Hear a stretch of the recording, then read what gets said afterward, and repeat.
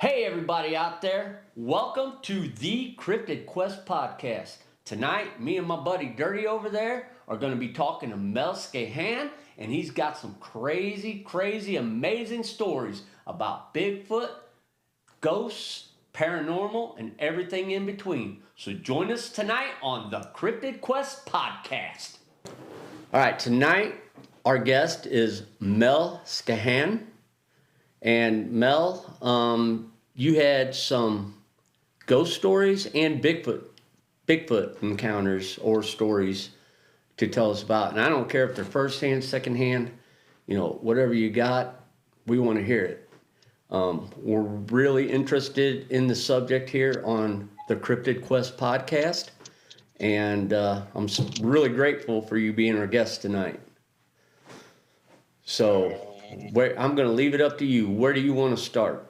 Save the best for last. Save the best for last. Well, we could do a little bit of warm up, but my name is Mel Skahan. I'm an enrolled member of the Yakama Nation, and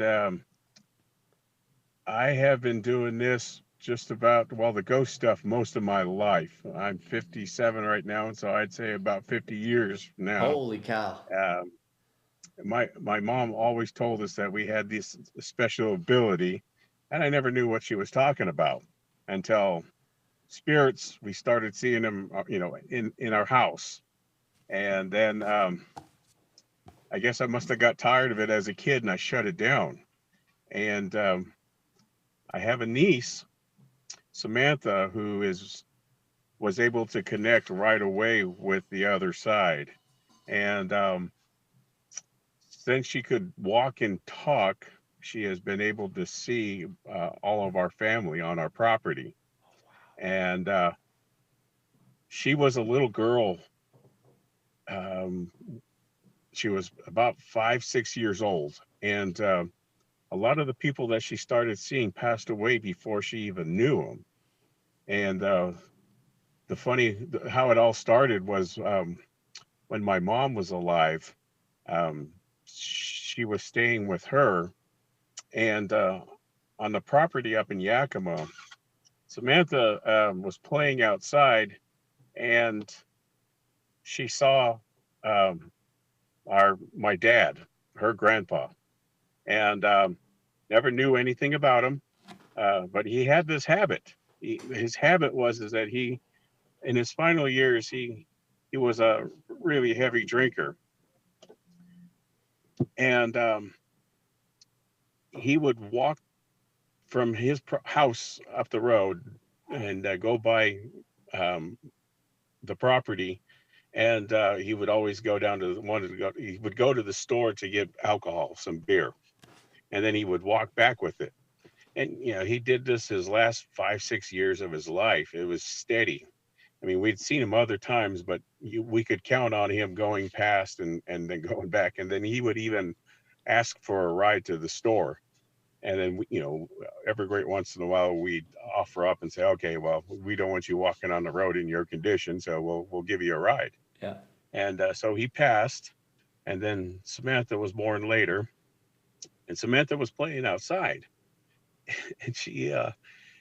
when she communicates with the other side, she's like talking to them, and then she's very adamant when she talks. So she's talking with her hands and moving about, and so she goes into the house where my mom is watching her. She was watching her that day, and she goes, "Grandma, Grandpa's outside. He wants you to take him to the store to get some more beer." And this is what she told her. Yeah. And so my mom is just like, we all knew she had this ability, but didn't know who she was always communicating with. And so she goes, you go back out there and you tell your grandpa I ain't taking him anywhere. So she opens the door and goes back outside. And then she's talking with her hands, and my mom doesn't see it, but she's out there for a little bit, and then she comes back in and she goes, Grandma, Grandpa's outside. He's sitting in your car, and he wants you to take him to the store to get some beer. And my mom is like trying to think of what to tell her, and she goes, well, you go tell him, get out of my car, and I ain't taking him anywhere. And so she goes outside and begins to tell him, well, grandma's not going to take you to the store. And so he eventually she saw him walk away down the road. And then she went back into the house after she was done communicating with him. Wow, that's amazing. So, and I know Yakama. I've heard of the tribe, the nation. Where exactly is that? Is it in? The Yakama Reservation is located in lower central Washington State. And Oh, it's okay. about 1.2 million acres. It's really diverse with agriculture land, and it's got forested areas. It includes the eastern half of Mount Adams, and then the southeastern portion of the Goat Rocks. So Oh, wow. when the treaty was signed, our elders wanted to make sure that we were covered as far as water and Yeah. our normal areas of practice for hunting and roots and collection of foods. Well, they definitely took care of you because that's an amazing area. I've not made it there myself, but I want to go there someday because I hear a lot of great stories from that area, and it just sounds like such a beautiful place. I mean, you Oh know, yeah, yeah, oh yeah. It's got it all. Yeah, yeah. yeah. And so I mean, you could be, -20 up in the woods in the wintertime, and then you could be as hot as 110, 115 in the summertime. That's that's crazy. I mean, crazy good. That's like I don't know. How could you ask for anything more? I mean, because man, I tell you, I love the diversity of nature. When it comes down Hmm. to it. So I know there's a lot of game and stuff up there. I'm kind of trying to save Bigfoot for the second half. Um, Okay. so what do you have any personal ghost encounters that you've had yourself? Yes. I've on one Bigfoot outing, we had some psychic people that wanted to make a connection. Yeah, And this is how I learned that my ability is there, but I shut it down as I stated earlier. yeah, And so having that kind of light as they explain to me that attracts them, that they know that they can come to me and try to communicate or try to make contact anywhere that I go. There have been a few incidences where uh, my wife and I would go stay in motels, and then I'd wake up and something just slapped me, and I mean, and top of the head or in my lower back, and it would wake me from that, and then my wife would go, "Are you okay?" And I'm like, "Yeah, yeah, I'm good." I go, "Just check the top of my head," and sure enough, I had one good scratch going across the top of my head wow. in one place, and then I've been scratched in the lower back a few times, staying other places. So I'm very careful when I go to places now to make sure that I'm not intruding on something. Okay, so I've got a quick question. Do you think that Okay. was ghost or spiritual or paranormal related, or do you think that might be contributing from like a Bigfoot factor? I mean, because I know No, no, I was gonna yeah. say This is more ghost activity than anything. okay, okay, yeah, And one good story that I have as far as my personal encounter while I was awake was my same niece. Well, I'll back this up a little bit, but where we stay here in north part of Seattle, the house that we live in gets frequently visited by ghosts or residential ghosts that have taken up shop there. yeah, And so when I get when I get bothered by them, I mean, I can handle one or two, three, four, but when we get more than that, I see them go by, in human form, in smoke form, in kind of like a round orb shape.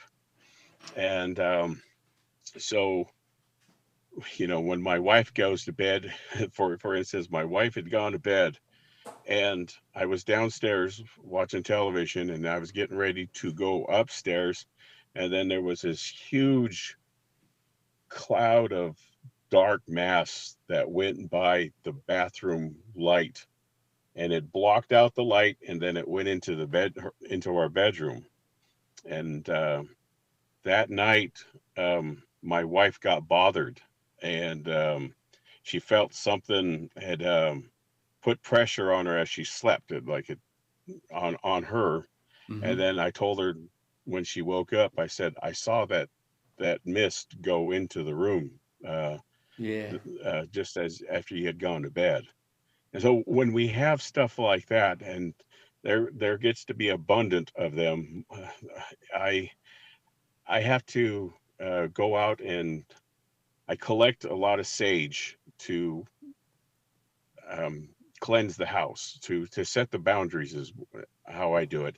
Does that And so I'll help? go into each individual room where I feel the presence, and I'll let them know, you had your opportunity in life. If you want to continue to be here, we can coexist as long as you remain what you're doing, and then leave us out of your world. And so when I do that, it's fine. But then it wears off just like anything else. And then I have to go through and reset the house when we get more, the activity starts to pick up again. And so when I started doing that, it calmed everything down. But what I'm going to get into here is that my wife, her dad passed away years ago, almost a decade ago, and his current wife, at the time that he passed, had his ashes. And so when she passed, then her children, called Christine, my wife, and asked if she wanted her father's ashes back. And so they made arrangements to go get them. I didn't know when. And when I got home after work, she goes, "There's somebody here that I brought home." I said, "Yeah, I know. It's your dad. He's right behind me." And then she goes, "Oh, how do you know that?" I go, "Because I can feel him behind me." And sure enough, she had set him on the piano directly behind Oh the wow. door.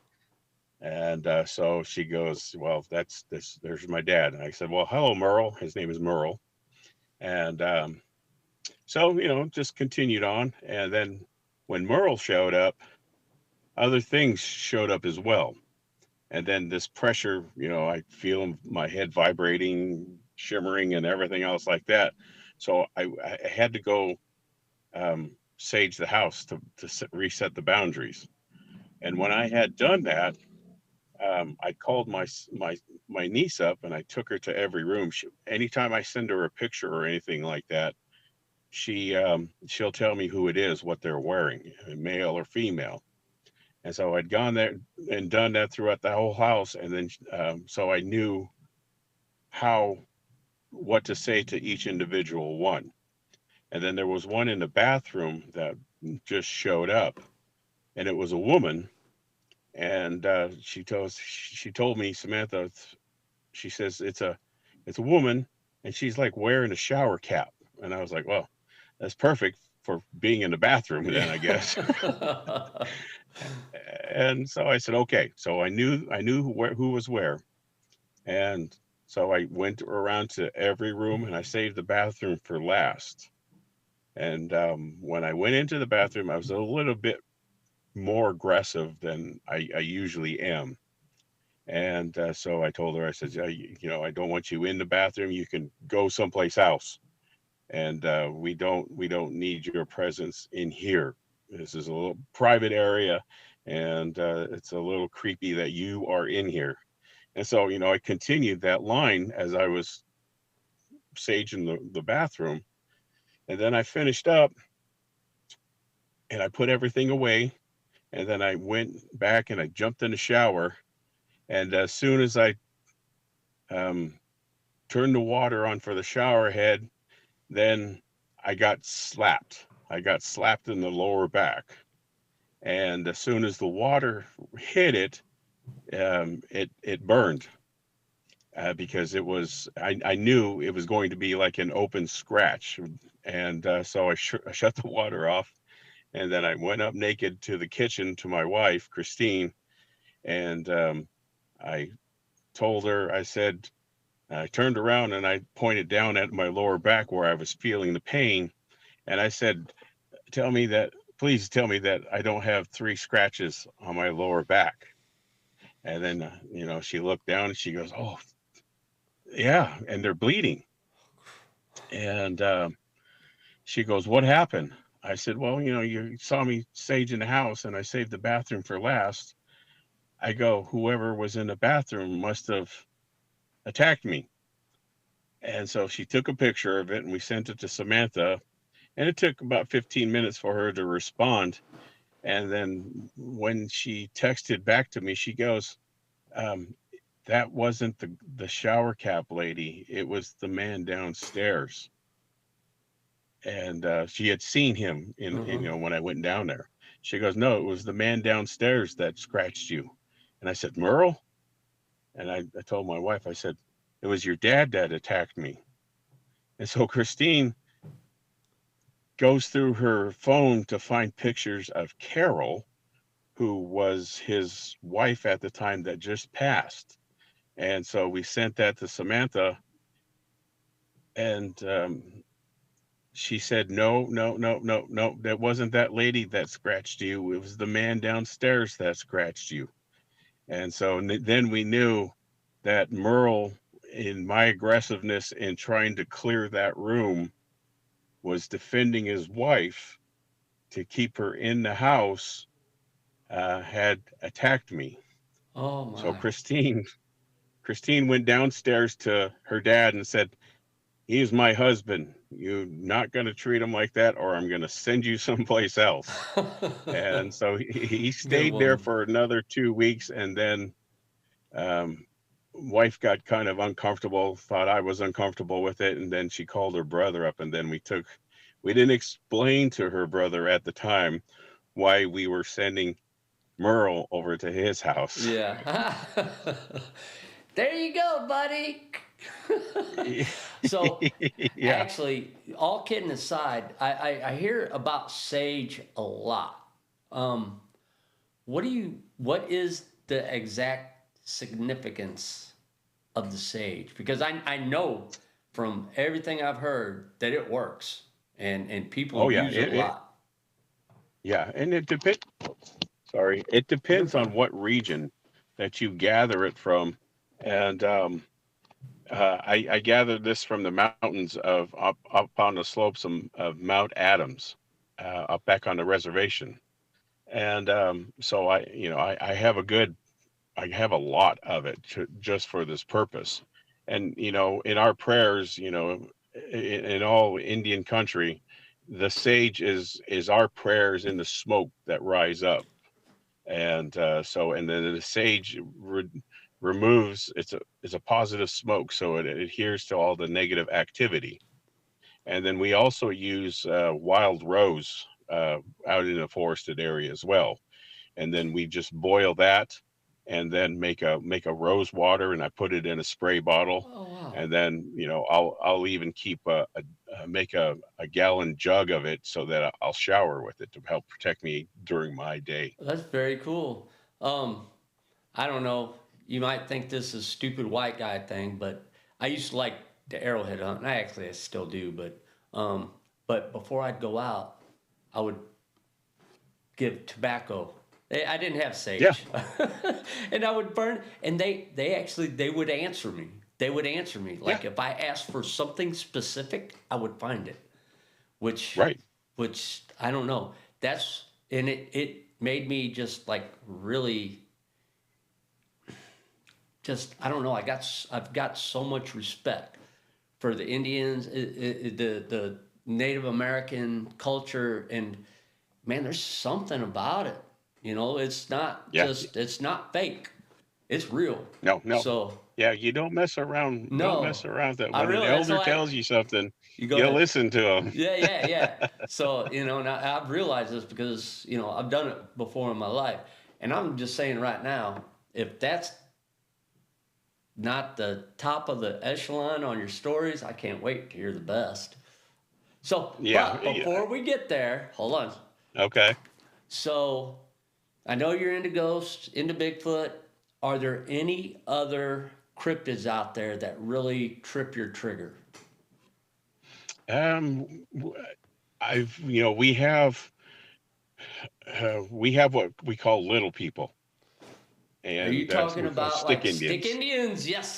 Yes, Yeah, no, no, and that scares me, but intrigues me because I've heard about them. yeah. But go ahead, I didn't mean to cut you off. Well, they're a playful bunch, is what they are, and they'll sometimes you'll hear them coming into your camp, and you'll hear a bunch of a lot of people say, "Oh, that's just mice or the squirrels or whatever nocturnal little rodent is moving around." I go, but no, but when they can move big objects and play around with them, then that's not a squirrel. That's not a mouse. And the best story that I have on that is that my brother went hunting when he was a teenager in his teens. He went with a bunch of friends, and when we go out to the woods, we're supposed to be pure at heart. And but they were all drinking, and they all fell asleep around the campfire, and then nobody had heard anything until nobody heard anything all, and then the next morning they woke up, all their rifles were thrown into the campfire and burned. I'm sorry. I don't mean to laugh, but that is kind of funny. Oh, no, no, no, it's fine. I mean, Yeah. it's just Mouse or a raccoon it's, ain't gonna do that. yeah, yeah. So those they're little tricksters like our coyote stories, but they're also the protectors of the land. And if you don't follow, like I said earlier, you don't follow the rules, the unwritten law of what has been passed down from generation to generation by our parents, grandparents, and great grandparents, then you'll suffer the consequences of something like that. So you said something about coyote stories. What's that all about? Um, in I in mean, our stories, the coyote is a trickster. Case in point, when we would go hunting, a partner and myself, we would see a coyote in the area, and then we just like, oh, he'd be running across the road or draw our attention from what we're doing, and then we're out hunting an elk or out hunting a deer, and then we'll follow and watch him, and then we'll turn back and it's like, oh, there go the elk. Even so, I got you. Yeah. Oh man, that's funny. So, um, do you have a? I mean, granted, Mount Hood, where you're at, it's a really hot spot, big hot spot for Bigfoot activity. I'm sure right. you've probably had a lot of experiences, heard about a lot of experiences from others. Yeah, So, when I was back on the Yakama reservation working for the forestry program, when my first events started happening and I started talking openly about it, then other people opened up, and then they started coming to me about their little encounters with them.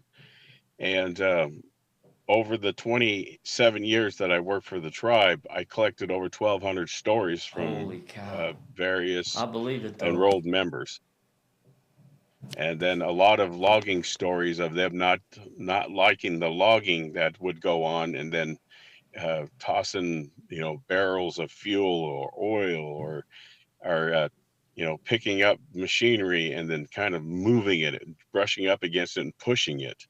And so I would hear from people like that the aggressiveness of them not liking that type of activity. Yeah, they. it does seem like they get aggressive about, just from stories I've heard as well, but they get aggressive about people invading their territory, but they're never really violent that I know of.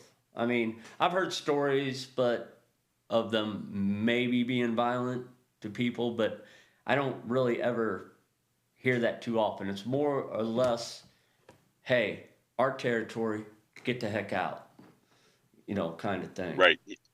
Right. Yeah. There could be, they could have little ones in the area. They could have a family unit in the area. They could be hunting, or just like we used to do in the past of collecting foods. I mean, they migrate and they move with the foods, just like we had in the past. And that is their livelihood. And in our culture, if we do come across them while we're out there, then we're supposed to vacate. And then if we're picking berries or medicinal or roots, then we're supposed to leave what we have in our baskets, in our containers, and then put it on the ground and leave it for them, and then move somewhere else. And then I always like to talk to them and apologize for my being an intruder to them, and I didn't mean to. And then so that type of communication that you have with them shows that you understand who they are. Yeah. And that's the way I was taught to do. And so teach my children and my grandchildren to do the same thing when they go up in the woods. So I'm continually doing the passing down the knowledge that I was taught as a young man growing up. That's amazing. So when you communicate with them, is it verbally, or do you just use your talk to them as you like I said earlier? When I talk to the spirits, I Um, don't do it verbally, but how do you go about it? yeah, I do it verbally out in the open. When I worked in an area, I would say, hey, you know me, I'm Mel. You know why I'm here, and I'm only here to do a job, and I'm going to only be here 2 or 3 days, and then I'm going to go someplace else, but I'm not here to bother you. But if you're around, I will know, or you can let me know. And then, I will not go any further than I'm supposed to. And Gotcha. then at times they would do some really heavy wood knocking. I mean, it would almost sound like woodpeckers, but you would hear this bam, bam, bam, bam, bam, bam, bam, bam, this continuous wood knock that they would have. And then I would say, this is my last plot in this area. I'm going to move towards you, and then I'm going to head north out of the drainage. And then you don't have to worry about me after this. And then once we crested the ridge out of that drainage, then the wood knocking stopped. Huh. So, all right. So, in this part of Bigfoot intrigues me. I don't know if it's part of Bigfoot, but I want to get your thought on it. Um, Orbs, because Okay. I've seen them. I've had Bigfoot experiences, and the only place I've ever seen an orb is in the exact same place. Do you think there's a connection there? What's your take on it? I've never had the orb connection with them. I mean, I wasn't looking for orbs, but Yeah. they may have been around during my visits out there. But my attention was to finding the physical, like the footprints, the tree markers, the tree breaks, the trail movements, and so there was a possibility that I could have seen an orb, but it wasn't until about 4 months ago that I seen my first orb with a group of people So you've that I was seen one. camping with, that That's we cool. were actually out on a Bigfoot outing. But when we go out, we don't try to pull them out of the woods. Everybody introduces themselves, and if we're here, and then I'll sage and I'll protect myself in those manners, and then um, once you make that be known who you are, why you're there, your intentions, all this, then your interactions will be positive. And I had gone out on another outing with the same people in a different area, and when I go out anywhere camping, um, I go outside the camping areas where if you see the campfire ring, it's repetitive. People are always there. Well, there'll be a history of Bigfoot around there too. And what you're looking for are the tree breaks. They're markers so that they know how how to approach that camp without being seen. And so once I find these tree markers, I'll let everybody know this is where they're going to come in from. They're going to come in right here, and then we'll work our way out further. And I let them know this is the safest spot, the closest spot that they can come into the camp and observe without being seen. There's levels that they mark the trees in order to approach human activity, the campgrounds, roads, etc. So you think And the different levels they break them at tells them something different? no. There will be more breaks around the camping area for them to move about. Okay. But when they come in, they'll mark the area. When they see the marker, then they know there's that camping spot or whatever ahead, get human activity ahead. And then they'll move closer to the next one, and then the next one until they get to the point where they can see the camp. Okay. So the last group that I was out with, I had no idea where I was, so I did this, and I went further out from the markers that I found at the campground. I went out and found the trail that they were using to come in, and then it took me to a different location from where I went into the woods. And then when I came out, it showed me an area of violence. And what I mean by that is that there was something that they didn't like there. And they did everything to scare the people out of that spot. And they broke the trees, they ripped trees out of the ground, they broke the brush. And I mean, it was like about a 20 by 30 foot area that they had snapped everything. And then I was like wondering why. And then when I walked out and then saw the spot, it was a spot that the trees had been shot up. There was targets in the area. People used it as a shooting range. And they didn't like that. And whoever was there, they had chased out, it looked like, or tried to get them to leave. Oh, okay. Well, that makes total sense. Total sense. I wouldn't want people shooting guns in my living room. Right. So,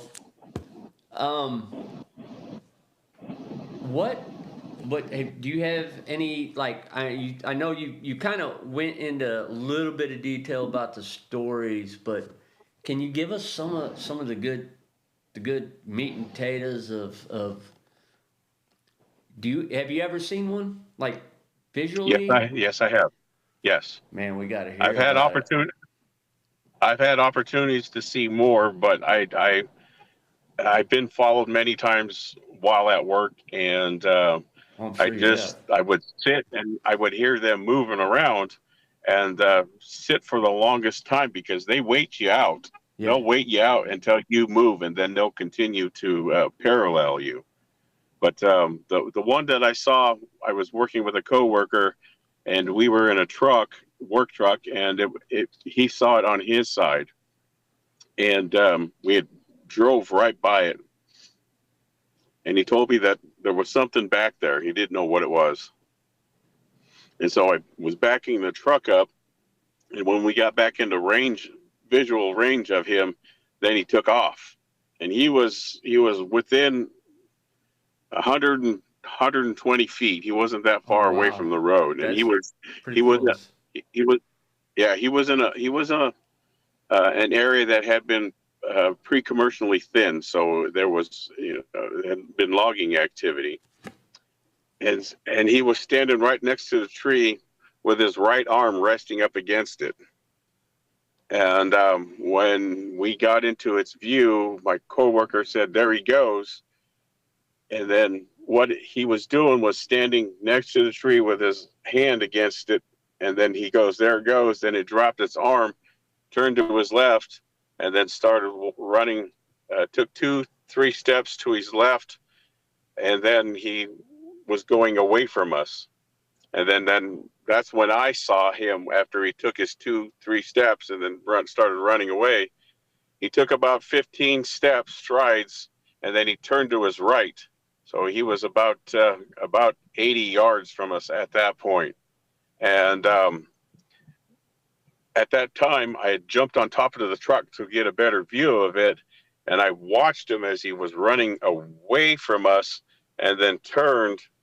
And then I saw the profile and then his dark color. He was black. And then after we had gone out, we found out the height estimation that we took on it. He was about just a little bit over 8 foot tall. Wow. Young one. He was very muscular. I mean, he looked like just a fit athlete. And so when we saw him disappear, I jumped out of the truck and I ran after it. And my coworker didn't go. He stayed back in the truck. But I saw where he landed on his stride, and then when I got to the point of the plateau where he had gone over the side there, then I stopped and then I started walking back. I grabbed all the our measuring, because we had tape measures and everything else when we were out in the woods for our job. I started measuring the strides on him, and he went from the side stepping to 6 inches to a foot to 2 feet. He got up to 12 feet on his stride. Wow. On a dead on his run? way out. Yeah, and so he was. Yeah, so if you think you're going to outrun a Sasquatch, no, you are not, and that's why they, when people say that they see him for only brief seconds, then that is why, because they, you got these people out there, these forest people that have legs that are anywhere from 5, depending on their height, to almost 6 feet in length. Yeah. And so he was out in the middle, out on a flat area and fairly open. So that's how he was able to get that stride length that he did. Wow.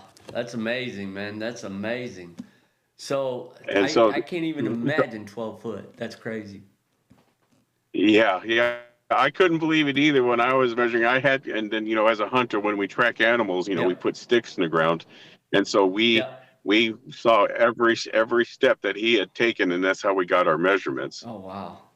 And then the next day we had to go back in there for our plot location and tree measurements. When we had gone back down over the slope that he did, we ran into him again.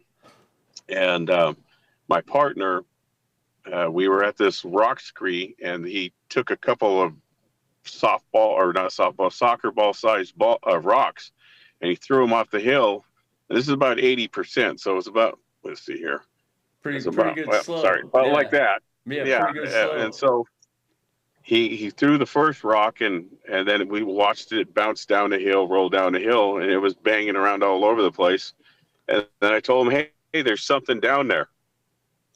And I said, he goes, what? I said, I didn't know, but I caught a glimpse of something, just the movement of something darting behind the tree. I said, I'm going to go down there and see what it was. And so he stayed up there.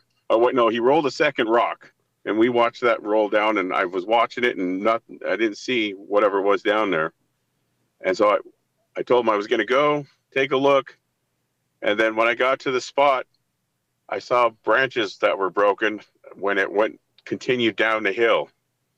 And this Sasquatch, this forest person, when he took off down that slope, when his heel would hit, it hit in the ground, the soft dirt that he was in, and then I was measuring the slide of the heel down into the ground of 6 feet. So he stepped, and then he slid down the hill, and then his stride with his left foot, another step and another slide. slide, slide, slide. And I was like, wow, this is something that I'm looking at. And I kind of figured it was the same one that we saw the day before. And so I started taking the measurements and looking at everything, and then saw the toes when he made it to an area where he hit the flat ground, and then he went left. And I was like, okay, I know who you are. I know what you are now. And so I started going back up the slope to my partner, and I measured those impressive slide marks and the stride that it had going downhill. And then I got into where I could see my partner, and I'm looking up at him, and then all of a sudden I just see him running across the slope, and then he turned and started running down towards me. Yeah, above me. Okay. Yeah, and he was still in the same spot, and he was out of breath when he was running to me, and he goes, "Did you hear that?" And I was like, "No, I didn't hear anything." He goes, "You didn't hear it?" And I was like, "No." I go, "What did you hear?" He goes, "I was up there trying to get a hold of somebody on the radio, see if they can pick us up down to the bottom so we didn't have to go back up." And so he goes, "While I was doing that, I heard this, and he goes, I turned and I looked up the slope above me, and I saw this rock coming at me." He says it wasn't rolling, it had an arc to it, and it landed within 6 feet of him. Holy cow. And then he goes, that's when I started running. I think that'd make me run too. Yeah. And so we had to go back up there after we finished our work. And he was going off all the game trails trying to find out, what threw the rock.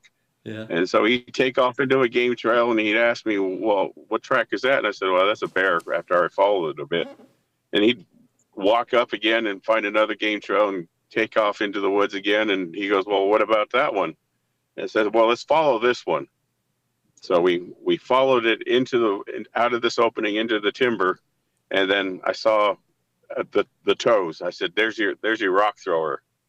And then he goes, "Well, we're out of here." And I was like, "Okay, well, let's go." And but the moral of the story is that he asked me. He says, the stories that you tell me, he goes, they don't hurt people. What happened back there?" And I said, "Well, let me think about it." And I go, and we're driving down the road. I said, "Okay, I got this." I go, "What'd you do when we got down to that spot?" I said, "You picked up a rock and you rolled it down the hill. And I told you there was something down there. And then you took the second rock and then you rolled that one down there, and it went about to the same location." I go, "You didn't see me roll those rocks. I saw you roll those rocks. So when I told you he hooked off to the left, I said he must have went back above you." And then he said, "Well, you're going to throw rocks at me. I'm going to throw a rock at you." And he goes, Not funny, and but I funny. told him, I said, "Are you going to roll any more rocks down the hill?" And he goes, No, I'm not going to roll any more." Done rolling rocks. That's hilarious. That's hilarious. I mean, great. That's a great encounter, though. I mean, whew. What time of the day did this happen? This was the first day. It was about 1:00 in the afternoon. Yeah. It was in the afternoon, daylight, full sun. There was no clouds, and as I stated before, he was out in the open, and he was caught out in the open. And if my partner wasn't fully aware, we would have just driven right by it. But the color that he was black, so he stood out. Oh yeah. And we were in an open pine forest, so everything around us was brown, light brown color. Light brown and green, and yeah, Mm-hmm. Very cool. So, you got any more good stories?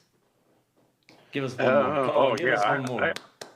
I got lots. I mean, if anybody that has seen my interviews on TV, I collected a hair sample out of a nest. So what I don't mean to shut you down, but interview on which program?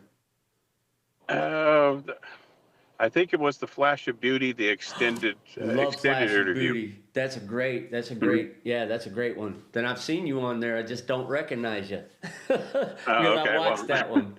All right, yeah, carry on. I'm sorry. yeah. And so I was with two other coworkers when we came across this bird-like nest, but it was actually a chair, and it was built on a 45% slope. So this thing was flat, but it Yeah. was on a slope like this. So the upper part of the nest was about this tall, Holy but cow. at the bottom, it was about 3 feet tall at the bottom, so for that slope correction. And then as I looked at it, everything was woven. And with bears and with deer, they just clear an area out and Yeah. then just sit down in Lay this little down. dirt donut.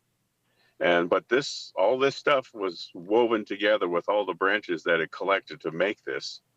And as I was going through it, then I found the hairs in it. So I collected about 6 hairs from it, and then showed to coworkers and asked them if they wanted any, and they said no.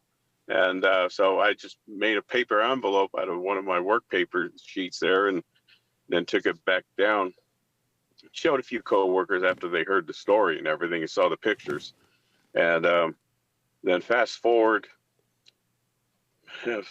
4 years later, I was attending a house cleansing ceremony. Here's a ghost story. Yeah. This is going I to love go it. into this ghost Perfect. paranormal. There was a girl that was being bothered in this house, and they tried two different ways of local people to help drive that spirit out of the house that was bothering her, and they couldn't get it to go out. So they knew of a strong medicine man in the Oklahoma area, inviting him up, and so he came up, and his instructions to us, there was about 25 of us in this room to help that family out. And in our culture, we always provide food and provide gifts for the people that help.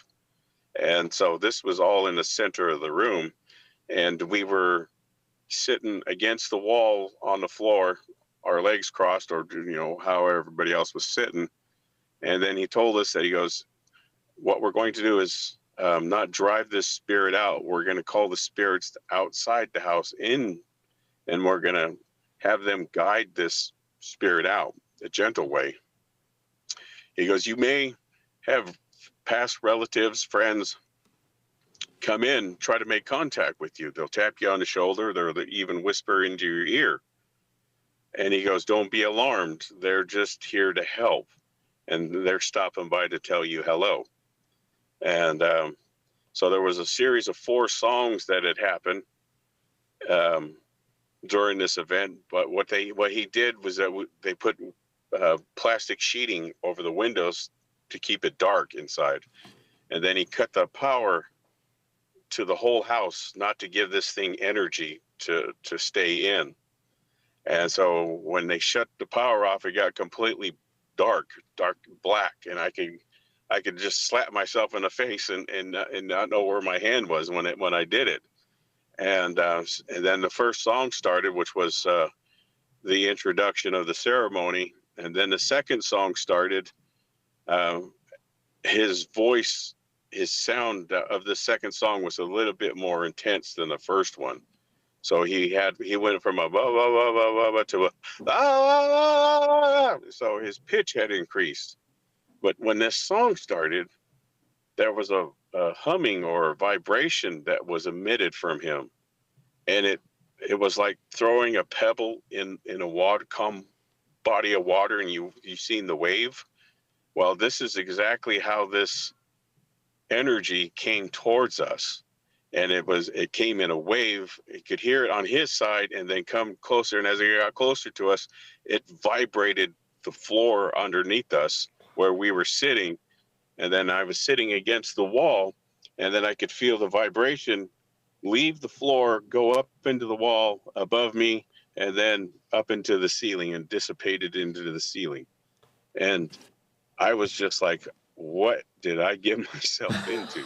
And I'm sitting there in the dark but I had people, next to me on either side of me, and I had to get confirmation, and I leaned over to the gal next to me, and I said, "Were the floors vibrating, or was it just me?" And she goes, "Oh, no, no, no, no. The floor was vibrating."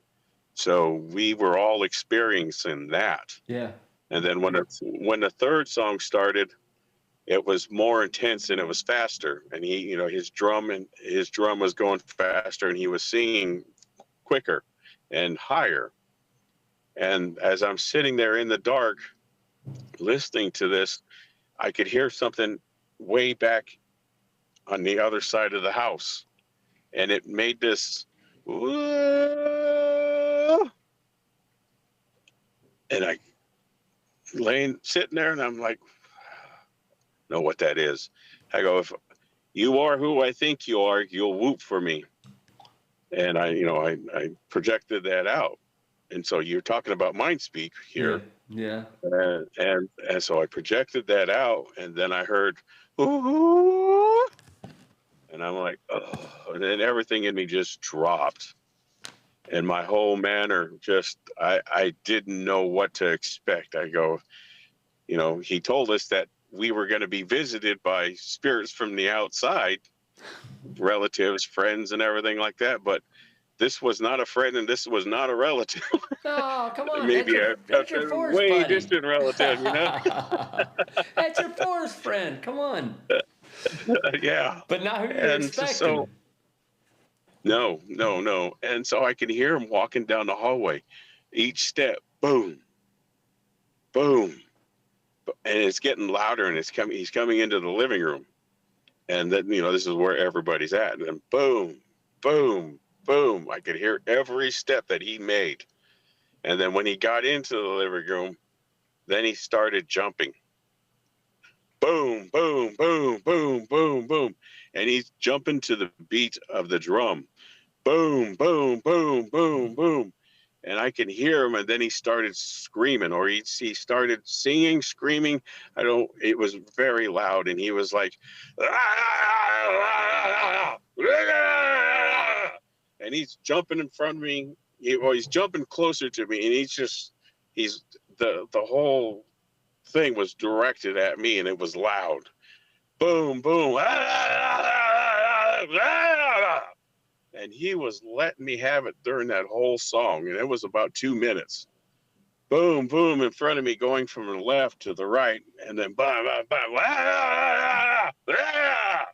and then as the song was ending, then he was working his way back over towards that hallway, and then I could hear boom, boom, and he was walking back into that room in the very back of the house. And then when the song ended, the calming song, the fourth song started, and then he asked for the lights to come on. And then, everything in the middle was not disturbed. The food or the gifts, everything was right there in the middle. And then the person next to me goes, why did you touch me? And I didn't touch you. I'm sitting here with my arms folded. I said, I didn't touch you. She goes, you didn't whisper in my ear. And I was like, nope, that was not me. I kept to myself over here. And so everybody's whispering and talking amongst each other there. And then he started going around the room. And he started on my left side, his right. And he said, you had so-and-so visit you. He was talking to every person that was there. And he said, you had la, la, la, la, la. And then he kept going around to the different people. And then he got to me and he goes, you have something attached to you that you shouldn't. You do something that you chase them, you hunt them, you're not supposed to be doing this. And you collected something that you're not supposed to have. And then a guy over to my right goes, he's got hair. Oh. And I was like, well, yeah, I do. I do have hairs in my desk, way back in my desk someplace. And he goes, see me after this, because what you do is not in the correct way. And he goes, I will give you the steps to correct this between the two of you, because if you don't do it, then he's going to attach himself to your kids, your your spouse, your, whoever, to try to get back what he wants. And so I met up with him after the ceremony, and then he told me, he goes, I'm giving you these steps. He goes, from now on, what you do after this, after I tell you everything not to do, then everything will be good. But if you continue in your ignorant ways, then it's going to get worse. So he gave me the steps, and it took me a couple of weeks to gather it. And he goes, when you do this, you just walk out of the house. You don't tell anybody where you're going. You go back to the spot. You do this little ceremony that I'm going to tell you to do, and then you offer those hairs back to this person. And I said, okay. And so I walked out of the house, didn't tell anybody where I was going. And I got to the spot where I collected the hairs. And after I did the steps that he had given me to do, and now I understand why I found a lot of this material in certain spots of the reservation.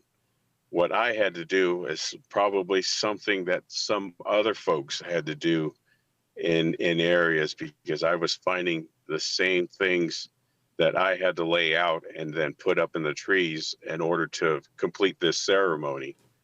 And so when I finished it, I put the hairs down, offered it back to him, and then was packing up and starting to gather everything to go back to my car, hike back up to my car. And then I just, out of, I wasn't told to do this, but I thought it out. I go, I've done everything that I was told to do, everything that I was supposed to do for you. Are we good? And not expecting anything, no, response. Then I heard down below me, I heard this long howl, this, whoa!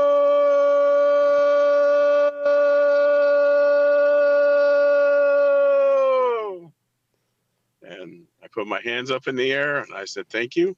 I go, I don't speak Sasquatch, but I'm pretty sure we're good now. Yeah. Oh, man.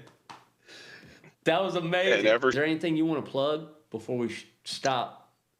Is there anything? Well, all right. I'm going to be leaving the conference world for a little while, but my last conference that we're going to have is on the Yakama Reservation, October 26th. And we've got Dr. Jeff Meldrum, Matt Moneymaker, Elaine Miles, and myself. One of the two other people are Barb Shoup and Tish Paquette.